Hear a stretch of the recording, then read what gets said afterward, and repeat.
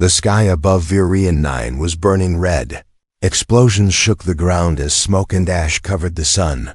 Commander Riker, a human warrior in bloodied armor, stood with his rifle shaking in his hands. His team was gone.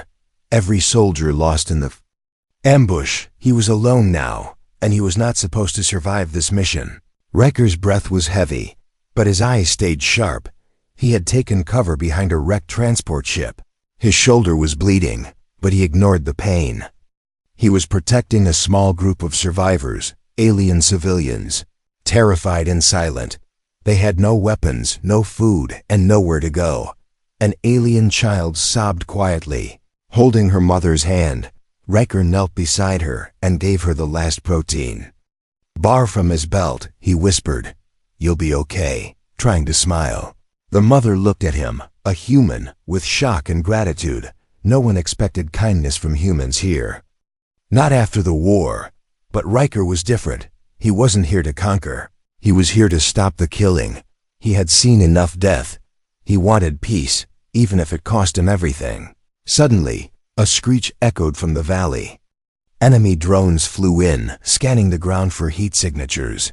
Riker grabbed a fallen soldier's cloak and covered the civilians. He laid flat in the mud, his rifle ready, his body still. The drones passed, missing them by inches when it was safe. Riker stood up slowly, but someone was watching him from above. On the nearby ridge stood a tall figure. She wore black armor decorated with glowing silver lines. Her face was covered, but her eyes, glowing violet, stared directly at Riker. She had 2 royal guards beside her, and her presence demanded silence. That was her, the Queen of the Tazari, ruler of Virion 9, feared by all, respected by many, and never seen this close before. Her guards readied their weapons, but she raised her hand. "No," she said softly. "He is not to be harmed." Riker didn't notice her at first. He was too busy trying to signal for a vac that would never come. His coms were dead, just like his hope. But the Queen kept watching him. She saw how he protected her people, even when no one was watching. She saw how he refused to run, even when alone. Something inside her shifted, something ancient and instinctual. She whispered to her guard, "That human. I want him." The guard blinked, surprised. "Your Majesty." "You heard me," she said, her eyes never leaving Riker. Minutes later, Riker heard movement behind him. He turned, rifle raised. But it was too late. He was surrounded by elite Tazari soldiers, all aiming at him. "Drop your weapon," one of them ordered. Riker hesitated, then dropped it slowly. He expected death, torture, maybe worse. But instead, the soldier stepped aside, revealing the Queen herself. She walked toward him with grace and silence. The battlefield behind her seemed to vanish. Riker stared, confused, tense, blood on his face. The Queen removed her helmet, revealing her face. She was beautiful in a sharp, dangerous way. Her silver skin shimmered in the fading light, and her black hair flowed like smoke. "You are brave," she said, her voice calm. "And kind." Riker didn't answer, unsure what game this was. She smiled slightly. "You will come with me." He shook his head. "I don't take orders from aliens." She leaned in closer. "Then take it as a request." Before he could respond, she raised her hand, and everything went dark. He had passed out from exhaustion. When he woke up, he was not in the mud, not in the cold. He was lying on soft silken sheets in a glowing chamber. Alien lights floated above, and his wounds were healed. Riker sat up fast, ready to fight, but there were no chains, only quiet, warmth, and a strange smell of flowers in the air. Then the Queen entered, this time alone. No guards, no armor, just her eyes, her silence, and something else in the air. Tension. "Why am I here?" Riker asked, his voice low. The Queen stopped, looked at him, and replied, "Because I chose you, and for the first time in years." Riker didn't know whether to run or stay.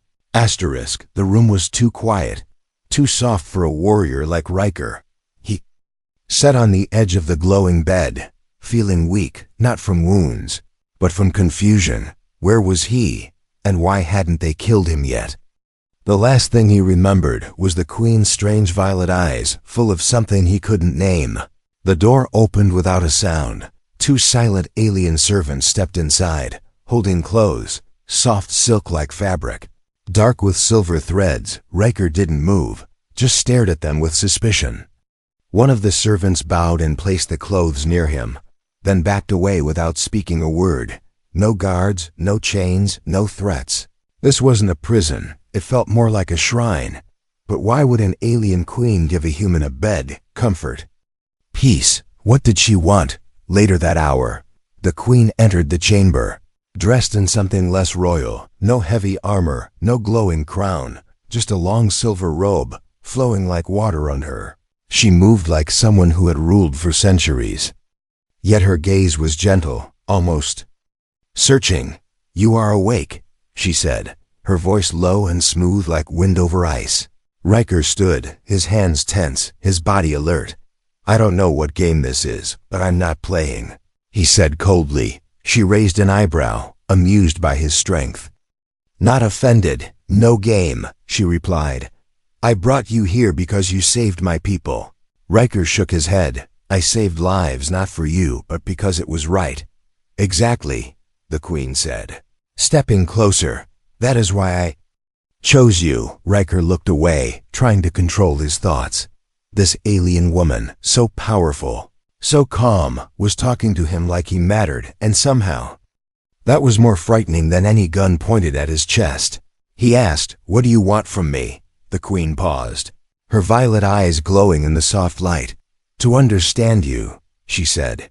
"To see why a human like you would risk everything for strangers." She offered him food, not the tasteless rations he was used to, but real meals, steaming and strange. He refused at first, but hunger finally won. He sat in the corner, chewing carefully as she watched from across the room. Every bite felt like a test. Every glance from her felt like it carried meaning. "You are different," she said at last. "Most humans come here with fire in their hands and pride in their hearts." Riker didn't answer. She smiled. "But you carry sadness, not pride." He flinched, not expecting her to see that far into him. The Queen stepped closer. "Do you know what I felt when I watched you protect those civilians?" Riker didn't respond. She whispered, "Hope." That word struck him like a bullet. He had forgotten what hope even felt like. She turned, walking toward a balcony that opened into the alien sky. Purple clouds floated like ships, and stars danced above distant towers. "My people need someone who fights for more than power," she said without looking back. "Someone who knows loss and chooses kindness anyway." Riker stood slowly, walking to stand beside her. "Why me?" he asked again, softer this time. The Queen looked up, her face lit by starlight. "Because my kind has searched for generations," she said, "and prophecy says our bond will not come from our world." Riker stepped back. "Wait, bond? What are you talking about?" She finally looked at him, and this time there was no smile, no mask. "I want to bond with you," she said simply. He stared at her like she was mad. "You don't even know me." "But I know enough," she said. "I know you are not afraid to stand alone." Riker's jaw tightened. "You don't want me. Queen, you want a story, a symbol." She tilted her head. "Maybe. Or maybe I want the man who sees me not as a ruler, but as a woman." He had no answer, only silence. But inside him, something cracked, something stirred. He didn't know if it was curiosity, anger, or something deeper. And that scared him. More than anything, behind them, the stars kept shining. But inside the palace, whispers had already started. The Queen had chosen a human, and the court would not stay silent for long. And as Riker turned to face her once more, he knew one thing. For sure, his presence here was no accident. It was the beginning of something that could either unite 2 worlds or destroy them both. Riker walked through the endless silver halls of the alien palace. His footsteps echoed softly, but his heart was louder. The Queen had made her strange request, to bond with him. But he didn't understand her true reason. Why him, a Soldier from a ruined Earth outpost. Why now guards watched him from every corner. Silent and alert, he wasn't a prisoner, not yet. But he wasn't free either. Servants avoided his eyes, nobles whispered behind walls. It was clear, he didn't belong here. Later that evening, he was summoned, but this time, not to the Queen's chambers. Instead, he was taken deep into the royal archives, a place filled with glowing crystals, ancient scrolls, and a heavy feeling in the air. The Queen waited there alone. Her robe was darker now, decorated with strange symbols across her shoulders. She turned as he entered, her eyes softer than before. "I brought you here to show you something I have never shared with anyone," she said quietly. Riker folded his arms. More riddles. The Queen stepped forward and held out a glowing shard of crystal. It shimmered with light and memory, and as Riker touched it, visions filled the room. He saw a younger version of the Queen, standing alone in a chamber of fire.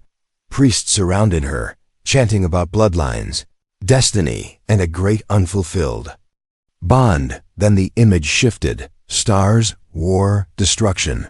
Then, a human silhouette. The voice from the vision whispered, "He will not rise from within, but fall from the stars." Riker stepped back, shaking his head. "This is prophecy." The Queen nodded slowly. "Our royal line has grown weaker for generations. We have no heirs, no real bonds," she said. "Our kind mates with logic, but not with soul." She touched her chest, where her heart beat slower than a human's. "I've waited for the one who matches me," she whispered. "And the vision told me you were coming." Riker frowned. "That doesn't mean I'm yours." The Queen smiled sadly. "No, it doesn't," she agreed. "But it means I had to find you." He turned away, struggling to believe. "All of this, prophecy, visions, it's too much." He muttered, "I'm just a soldier." "Then why do you protect strangers?" she asked softly. "Why do you risk your life for others?" Riker didn't answer, because the truth was, he didn't know anymore. He had lost everything in the wars, his squad, his command, even his purpose. Maybe part of him kept fighting because it was the only thing he knew. Maybe another part just didn't want to die alone. The Queen stepped beside him, placing her hand near his. "I don't want to control you," she said. "I want to understand you. For too long, I have ruled with power." She continued, "But now, I want something more real." He looked at her, not as a queen, not as an alien, but as someone reaching out for connection. Still, he couldn't ignore the danger. "Your people hate me," he said. "They don't want a human here. They'll never accept this bond." She nodded. "Then let them try to stop it." Riker saw the fire in her eyes. She wasn't just hoping for peace. She was willing to burn everything for it, outside. Thunder rolled over the sky of Varian 9. Storms gathered, as if the planet itself sensed the coming change, and deep in the shadows of the palace, another figure watched. A jealous noble, cloaked in darkness, clenched his fists in rage. "The Queen has chosen a human." He thought, this must not stand. Back in the archives, the Queen said something that stopped Riker cold. "There is more," she whispered. "If we bond, truly, your lifespan will extend. You will become like us." Riker stepped back, stunned. "What are you saying?" "I'm saying," the Queen said, "that I am not offering you a seat beside me. I am offering you eternity." The air was still. Riker didn't know if he was terrified or tempted as the Queen left the chamber. Her last words echoed through the hall. "Think about it, warrior," she said, "because this choice may decide the future of two worlds." Asterisk. The night air inside the palace was too still. Something felt wrong. Riker stood near a tall window, staring out at the glowing alien city. It was peaceful on the outside, but his soldier's instinct told him peace like this never lasted long. He had spent days here now, learning more about the Queen, her people, and the strange bond she spoke of. He still didn't trust any of it, but the way she looked at him, it made him hesitate. Not out of fear, but out of something else, something warm and unfamiliar. That night, The queen invited him to a formal gathering, a royal dinner inside the Starlight Chamber. Nobles from across Virion 9 would be there. Some of them had already shown their dislike for him with sharp stares and quiet insults. But Riker didn't back away from such things. He had survived worse than glares. He wore what they gave him, royal robes lined with dark silver, armor hidden beneath. The queen stood beside him, tall and proud, her hand gently resting on his arm. The room fell silent as they entered together. And in that moment, every eye in the hall turned toward them. Let them see. She whispered to him, her voice calm. They already see too much, he replied under his breath. The feast began with strange foods and sweet glowing drinks. Laughter echoed in corners, music played from invisible instruments, but Riker's focus never relaxed. He kept scanning the room, watching, waiting. Then in a split second, something happened. A noble raised a toast, and as all glasses lifted, a shimmer flashed across the room. Riker's eyes locked onto it, a small object falling from the ceiling, heading straight for the queen. He didn't think, he moved. With a swift motion, he shoved her out of the way, just as a blade shot past her head and sliced through the table. Guards drew their weapons, guests screamed, and Riker tackled the queen behind a pillar. An assassin leapt from above, black cloak, glowing red eyes, and poison-tipped blades. Riker charged without hesitation. Steel met steel in a violent clash. The assassin was fast, too fast, but Riker was faster. He slammed the intruder into the wall, disarming him, then knocked him unconscious with a heavy punch. Silence fell again, broken only by the queen's sharp breaths. Blood dripped from Riker's arm. He'd been grazed by the blade. "Are you hurt?" she asked, holding his hand. "I'm fine," he said, his voice calm.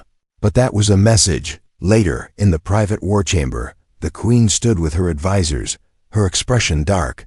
This was not a lone attack, she sighed. This was organized. Riker paced nearby, wrapping a bandage around his arm. "They won't stop," he said. "They think I'm a threat to their power." One advisor, a bitter-faced general, stepped forward. "Of course they do," he spat. "You are a human, unworthy of standing beside our queen." Riker narrowed his eyes, ready to fight again, but the queen raised her hand, silencing them all. "Riker saved my life tonight," she said firmly, "and any who speak against him now, speak against me." The room fell silent once more, but beneath that silence was a storm of anger, jealousy, and fear. After everyone left, the queen sat beside Riker in the healing chamber. She touched his bandaged arm, her fingers light and trembling. "I thought I had seen enough war," she said softly, "but now I see. Peace is still far away." Riker leaned back, closing his eyes. "They don't just want me gone," he whispered. "They want you back in their control."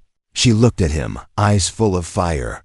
"I will never belong to them again," she said, "and I will not give you up." He opened his eyes, meeting hers. "Then we fight," he said. She nodded. "Together." But outside the chamber, hidden in the shadows of the stone corridor, another figure listened. Not all enemies wear armor, some wear smiles, and the next strike would not come from a knife, but from within the queen's own court. Let me know when you're ready for Part 5, The Trial of Flame and Ice. In this part, Riker must prove himself, not just to the queen, but to an entire alien world. And the price of failure will be death. Ask ChatGPT. The sky above the palace turned darker than night. Clouds rolled in like waves, glowing with strange blue lightning. A deep horn echoed across the valley, long, ancient, and cold. It had begun.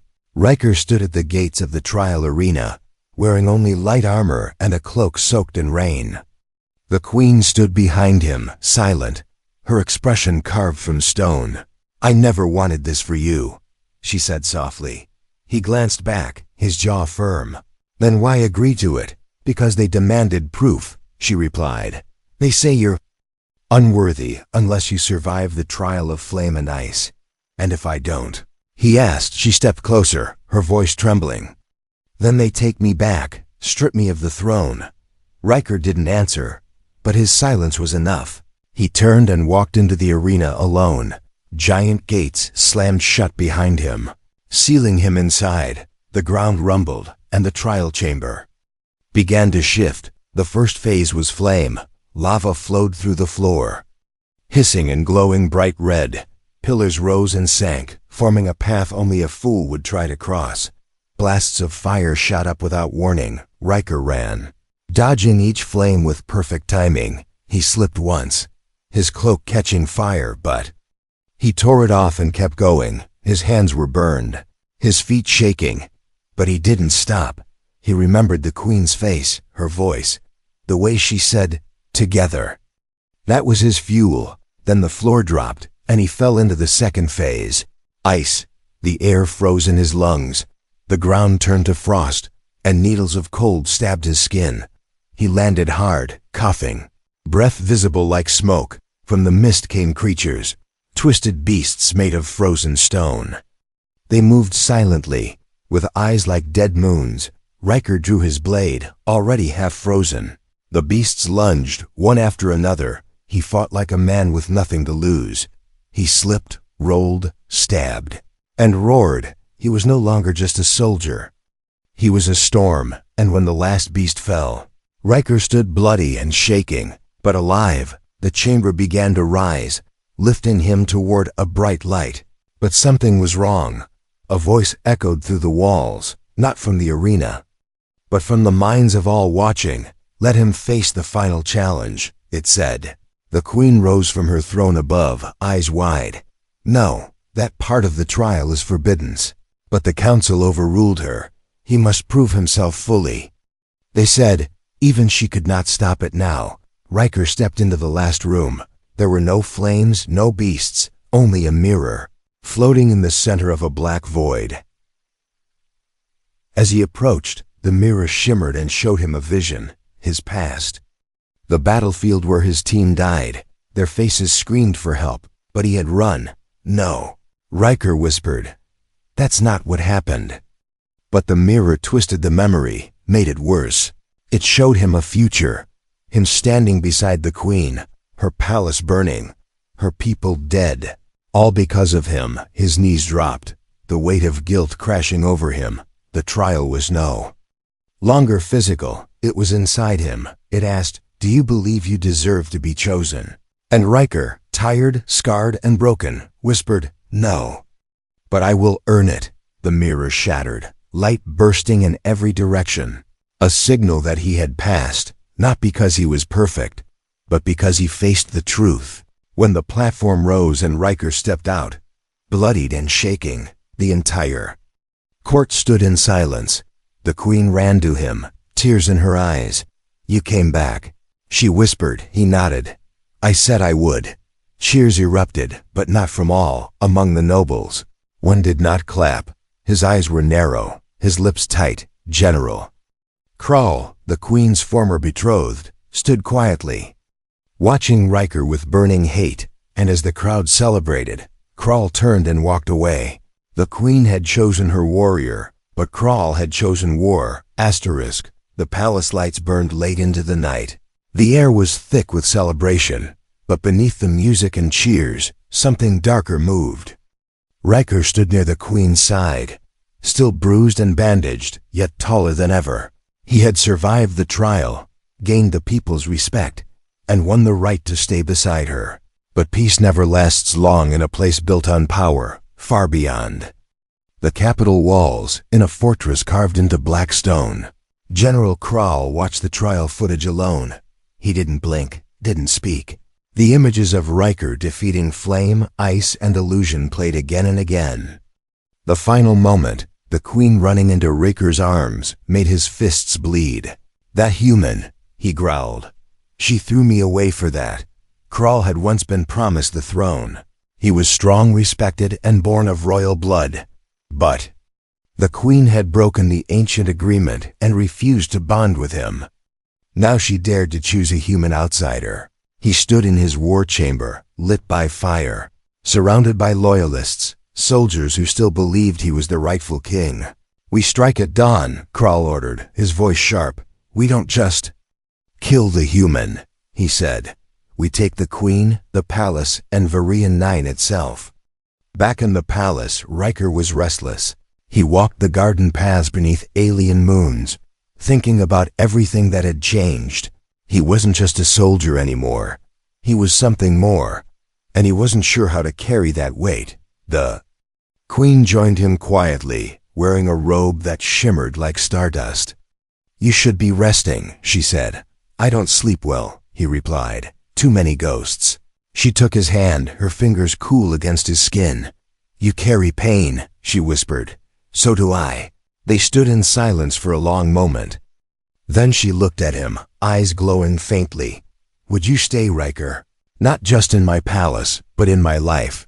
He didn't answer with words. Instead, he pulled her closer and rested his forehead against hers. A quiet bond began to form. Not forced by prophecy, but born in fire and choice. But as they stood together, a loud siren suddenly echoed through the sky. Guards rushed past them, shouting, "We're under attack." The queen's face changed instantly, from soft to steel. "Krall," she breathed. Riker grabbed his blade and turned toward the tower. "We stand and fight," he said. Moments later, the sky cracked with thunder, but it wasn't a storm. Krall's warships descended from the clouds, firing beams of destruction. The royal city trembled as explosions ripped through towers. Inside the command room, Riker took charge like a born leader. "Shield the eastern gates," he ordered. "Split the troops. Create crossfire in the lower streets." The alien generals hesitated at first, but obeyed without question. The queen watched him move, decisive, bold, calm under fire. He was not just her protector anymore. He was becoming her equal. Then the final message came. Krall was at the gates, demanding a duel. "Send him away," the queen said. "But—" Riker shook his head. "He wants me," he said. "Let him come." At dawn, the battlefield was set. Ash fell from the sky like snow as two figures stood in the ruins of the royal square. General Krall, twice Riker's size, his armor dark and glowing with rage, and Riker, calm, steady, his blade humming quietly at his side. "You don't belong here," Krall growled. Riker replied, "You had your chance." The duel began with a roar. Krall's strikes were heavy, brutal, fueled by hate. But Riker moved with purpose. Every block, every counter, a memory of war, pain, survival. The queen watched from above, hand gripping the rail, lips pressed in fear. Then Krall landed a blow that sent Riker crashing to the ground. His side burned, his ribs cracked, blood in his mouth. But he got up, shaking, standing tall once more. "You should be dead," Krall hissed. Riker spat blood and smiled. "You first." With one last cry, Riker drove his blade into Krall's chest. Not out of hatred, but to end the madness. Krall fell, his body crumbling into the dust of betrayal. The battlefield fell silent. The queen ran to Riker, wrapping her arms around him as he collapsed to his knees. "You kept your promise," she whispered, tears in her voice. He nodded weakly. "Always." But behind them, far above the clouds, eyes watched, and in the distant stars, news began to spread. The human has changed the bloodline. The queen has bonded outside her kind, and not all would accept it. The city was quiet. Smoke curled into the sky. Ash floated in the wind. Krall's army had fallen, and silence took the place of war cries. But in that silence, something new was being born. Riker stood on the balcony of the queen's chamber, bruised and wrapped in white bandages. He looked out at the city he helped protect, at the alien people who once feared him, now kneeling in respect as he passed. But he didn't feel like a hero. He still carried the faces of those he lost, the pain of battles fought, and yet, for the first time in his life, he felt seen, not as a soldier, not as a weapon, but as a man. The queen entered the chamber, wearing royal white, embroidered with silver flames. Her crown was gone, her hair loose, her eyes soft. She stepped beside him, looking at the same stars he "Watched, they're calling you the Flameburn now," she said. "The one who passed trial by fire and ice." Riker didn't answer right away. "They'll never stop coming for you," he said. "Not now. Not after this." She smiled sadly. "Let them come. I have you," she added. "And you are worth more than peace built on fear." She reached into her robe and pulled out a small, glowing crystal, heart-shaped, pulsing with light. "This is my bondstone," she said. "We only give it once in a lifetime." She placed it into Riker's hand. "It glows only when the soul it seeks is near." It shone like a star in his palm. Riker looked at her, his heart racing in a way even war couldn't cause. "I'm not perfect," he said. "I've done things I'm not proud of. I don't need perfection," she replied. "I need someone who chooses me, again and again." She moved closer, touching her forehead to his. "Bond with me, Riker," she whispered. "Let our bloodlines become one. I don't care if the stars scream. I don't care if the council burns. You are mine." And in that moment, he felt it, the warmth of her soul touching his. Not just magic, not just prophecy. It was something real. Something raw and honest, forged in pain, trust, and fire. He closed his fingers around the bondstone. "I'm yours," he said, "and I always will be." The room lit up with golden light as the bond sealed. Across the palace, ancient carvings began to glow. A new chapter was being written in Tazari history, one that no one expected. Later that day, they stood together before the people. The queen in her full ceremonial robe, and Riker beside her, dressed in new royal armor crafted in both human and Tazari design. The crowd cheered, not just for their queen, but for the human, who had become something more. But across the stars, others watched in silence. Alliances shifted. Empires whispered. Some saw danger, others saw hope. Back in the palace, Riker walked the halls like he belonged, because now he did. He was no longer just a warrior. He was consort of the queen, guardian of the bond, and symbol of unity. But more than anything, he was hers.